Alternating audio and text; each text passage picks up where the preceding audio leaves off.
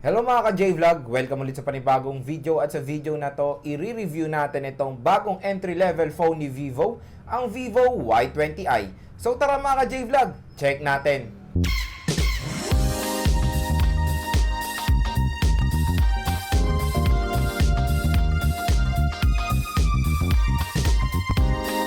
Shoutout kay Enrica Kestas, kay Jester Landingin, kay Lucky Vidad, kay John Christian De La Torre, kay Sian Uy, kay Ron Tyler Olivares at kay Limuel Peralta. Maraming salamat mga ka-J-Vlog sa suporta. Si Vivo Y20i, kaka-release niya lang dito sa Philippines noong September 2020 na merong official price na 7,499 pesos or almost 7,500 pesos na merong 4GB RAM at 64GB internal storage. So, sobrang sulit na yung RAM at internal storage na itong bagong entry-level phone ni Vivo. So, dito sa ating full review, titignan natin kung sulit ba itong smartphone na to. So, mga ka-J-Vlog, share ko lang sa inyo yung mga nagustuhan ko dito sa Vivo Y20i. Number 1 sa kanyang screen size. Malaki yung screen niya, nasa 6.51 inches. Ako kasi may ligaw sa mga smartphones na meron malalaking screen size. Mas okay yan sa akin pang gaming at pag nanonood ng movies. Number 2 sa kanyang presyo. Very affordable lang itong smartphone na to. Biruin nyo, ang presyo niya lang is 7,499 pesos or almost 7,500 pesos. Kaya itong si Vivo Y20i ay pangmasa talaga dahil swak na swak siya sa inyong budget. Tapos maganda pa yung specs niya. Number 3 sa kanyang RAM at internal storage. Ito yung nakakatuwa dito sa smartphone na to. Biruin nyo yun, meron na siyang 4GB RAM at 64GB internal storage. Sa RAM pa lang niya mga ka-J-Vlog, panalong-panalo na kayo dito sa Vivo Y20i at bonus na yung kanyang internal storage na 64GB. So marami na kayong malalagay na apps or games dito at maganda dito, expandable pa ang kanyang storage via micro SD card para makastore pa kayo ng maraming photos, videos at music. Number 4 sa kanyang battery. Napakaganda ng battery capacity nito. Nasa 5,000 mAh. Kaya kung mahilig kayo mag-games, perfect na perfect yung battery life ni Vivo Y20i sa inyo. Perfect din yung kanyang battery capacity pang online class or pag nanonood kayo ng movies. Number 5 sa kanyang side-mounted fingerprint scanner. Ito yung maganda ngayon sa mga smartphones. Yung bagong design ng kanilang fingerprint scanner ay nasa side na. So, paunti-unti nang nawawala yung rear fingerprint scanner at ilalagay na nila sa side para mas convenient siyang gamitin, mas madaling abutin. Number 6, support siya ng 18W fast charging. So take note lang mga ka-J-Vlog, ang included na charger out of the box ni Vivo Y20i ay 10W lang. Pero yun nga, support siya ng hanggang 18W fast charging. So bibili nyo ng hiwalay yung 18W fast charger kung gusto nyo pa ng mas mabilis na charging rate dito sa Vivo Y20i. Number 7 sa kanyang design. Nagustuhan ko yung design nito si Vivo Y20i. Napakaganda mga ka-J-Vlog. Very eye-catching kumbaga sa akin yung kanyang kulay. Itong dawn white nila. So meron siyang gradient color, pinaghalong light blue at color white. The best talaga tong si Vivo Y20i. Biruin yung entry-level phone pero nabigyan nila ng premium design. Alam naman natin na iba-iba tayo ng preference pag tumitingin ng smartphone. Meron pa ring tao na pag bumibili ng smartphone, ang una nilang tinitignan is yung design ng smartphone. Kaya panalo-panalo si Vivo Y20i pagdating dyan. So yun lang mga ka-J-Vlog, yung mga nagustuhan ko dito sa Vivo Y20i. Sana po nakatulong po sa inyo to kung nagde-decide ba kayo bumili ng napakasulit na smartphone na to. Next naman, pag-usapan natin yung design at yung build quality ni Vivo Y20i. So yung kanyang back cover ay gawa pa rin sa plastic material na very common sa mga smartphones naman na ganito ang price range. At minsan pa nga mga mid-range phone ay merong plastic back cover. At merong glossy finish etong si Vivo Y20i. Kung makikita nyo naman, napakaganda talaga ng design nitong smartphone na to. Sobrang natutuwa ako. Parang itsura siya ng mid-range phone, di ba? Hindi mo akalain na ganito lang ang presyo ng smartphone na to. At yun nga, nakakatuwa yung kanyang gradient color. Tapos, pag tinitilt nyo naman siya sa light mga ka-J-Vlog, ayan, meron naman tayong effect na nakukuha tulad na lang ng ganyang rainbow colors. Ayan. So, kung i-rate ko ang kanyang design, 1 ang lowest, 10 ang highest, syempre ang score ko dito is perfect 10. Pero yun nga lang, since meron siyang glossy finish, expect nyo na prone siya sa mga fingerprint smudges at syempre, since plastic din to, prone siya sa mga micro scratches. Kaya advice ko sa inyo mga ka-J-Vlog, ilagay nyo muna si Maring Jelly Case as a temporary case para ma-protectionan yung napakagandang back cover nito si Vivo Y20i. At yung frame niya naman ay merong matte finish. So maganda yung texture ng frame niya sa grip, hindi siya madulas, and very comfortable din naman siya sa kamay. And sa right side, nandito ang kanyang power button / fingerprint scanner.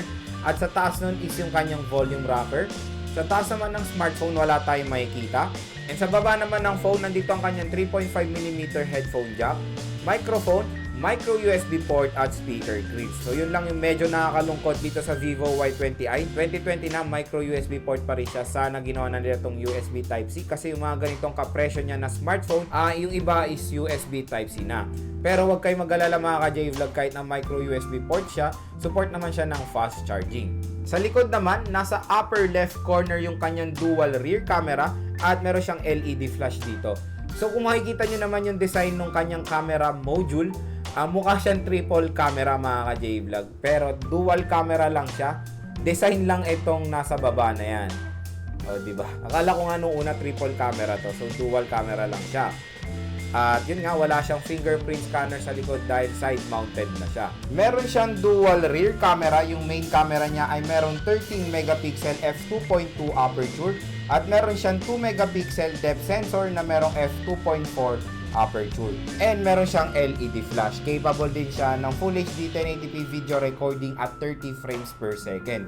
Sa front camera naman, meron siyang 8 megapixel f1.8 aperture. Capable din yung front camera niya ng Full HD 1080p video recording at 30 frames per second.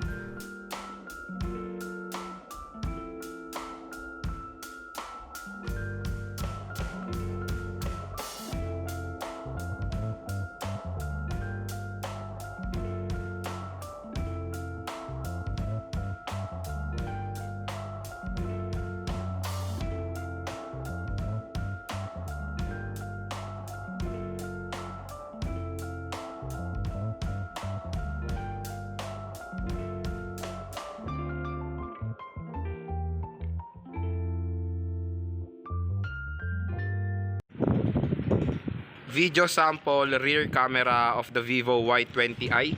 Ang pinaka-max sa resolution niya is Full HD 1080p at 30 frames per second. Okay din, malinaw siya. So yan, naglalakad ako ngayon.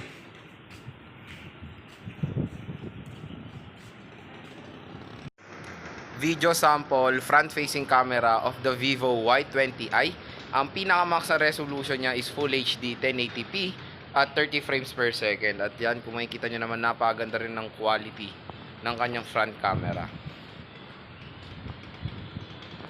Sa display, si Vivo Y20i ay merong 6.51 inches IPS LCD display na merong resolution na HD+, 720 by 1600 pixels na merong 270 pixels per inch.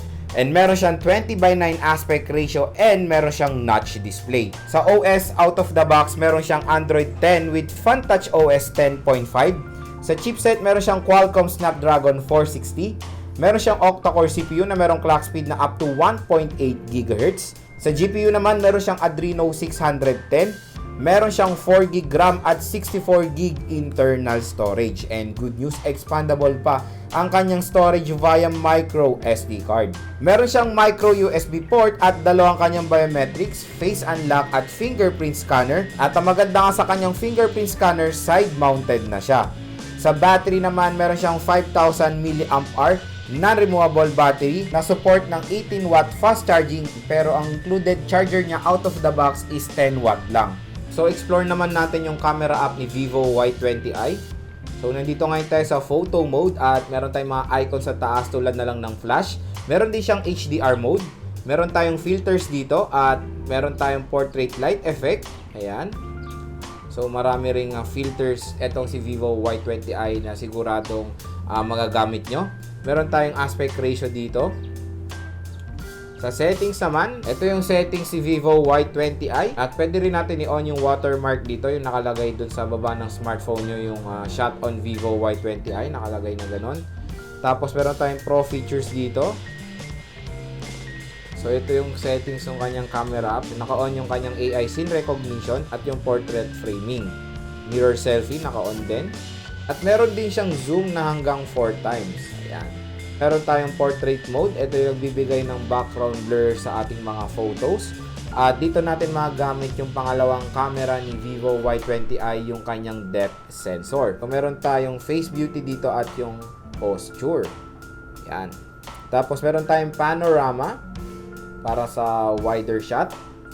Video, ang pinaka-max sa resolution niya pagdating sa video, Full HD 1080p at 30 frames per second. Sa more naman, meron tayong live photo, slow-mo, time-lapse, promo at documents. So, pwede natin picturean yung ating mga documents nang walang kahirap-hirap.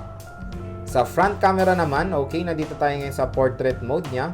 So, dito natin din pwedeng i-activate yung beauty mode. Ayan. Tapos, sa photo. Ayan yung photo niya. Photo mode to. Meron tayong flash din, HDR, filters, aspect ratio at yung settings niya. So, same din dun sa rear. Pwede natin i-on yung watermark dyan. Okay. And meron din siyang panorama mode sa front camera. So, perfect na perfect itong mode na to for group selfies. Ayan yung portrait mode, yung beauty niya. Ang pinaka-max sa level is 100. Ayan. So, very clear ang inyong skin pag 100, diba? Sa video naman, ang pinaka-max sa resolution niya sa front camera din is Full HD 1080p at 30 frames per second. Wow! So yun mga J-Vlog, yung camera app ni Vivo Y20i. Speaker test tayo. So magpe-play ako ng vlog ko sa YouTube. Kung entry-level phone ng Vivo, ang Vivo Y20i. So tara mga J-Vlog, check natin.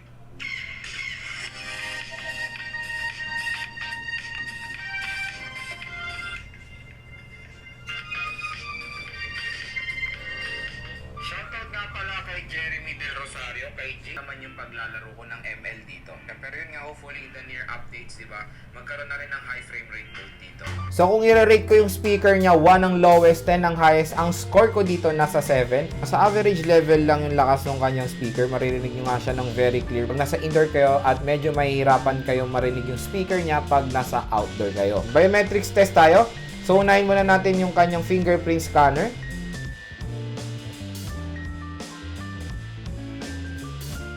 So pagdating sa kanyang fingerprint scanner, fast and accurate naman. Next naman is face unlock.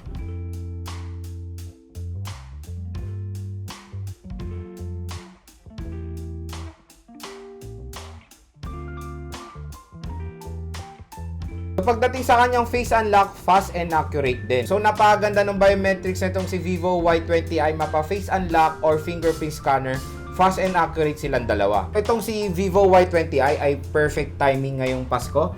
Dahil very affordable lang itong smartphone na to at siguradong marami magkagusto sa smartphone na to dahil very affordable lang siya at maganda ng RAM at internal storage na ma-offer niya sa kanyang presyo. And para sa akin, definitely sobrang sulit nitong si Vivo Y20i sa mga naghahanap ng smartphone na magagamit nila sa kanilang online business, for online class, at sa mga naghahanap ng affordable phone na pwede rin pang gaming. Kasi nung giname test ko tong si Vivo Y20i, na-handle niya naman lahat ng mga tinest kong heavy games at ang maganda doon, na-handle niya yung NBA 2K20 in high settings. Biruin nyo yun, mabigat na game yung NBA 2K20 pero kayang-kaya niya in high settings. Doon talaga ako na-amaze dito sa Vivo Y20i. Maganda rin siyang pang Mobile Legends dahil na-handle niya naman yung high graphics ng ML at naka-on din ng outlines habang naglalaro ako. And so far, habang naglalaro naman ako ng ML, wala ako na-experience na any frame drops. Kaya para sa akin, okay din pang gaming itong si Vivo Y20i na merong affordable price. And siguradong may enjoy nyo ang viewing experience na dito sa smartphone na to dahil malaking ang screen size niya, nasa 6.53 inches na. And para sa akin, merong premium design itong si Vivo Y20i. So perfect itong smartphone na to sa mga tao nang una nilang tinitignan sa smartphone ay yung design. So perfect ipang rampa kumbaga itong si Vivo Y20i. Sigurado makakot ng attention ng tao to dahil sa napakaganda ng design at yung kanyang kulay. So mga ka-J-Vlog, i-recommend ko rin sa inyo itong si Vivo Y20i kung naghanap kayo ng napakasulit na affordable phone ngayong 2020.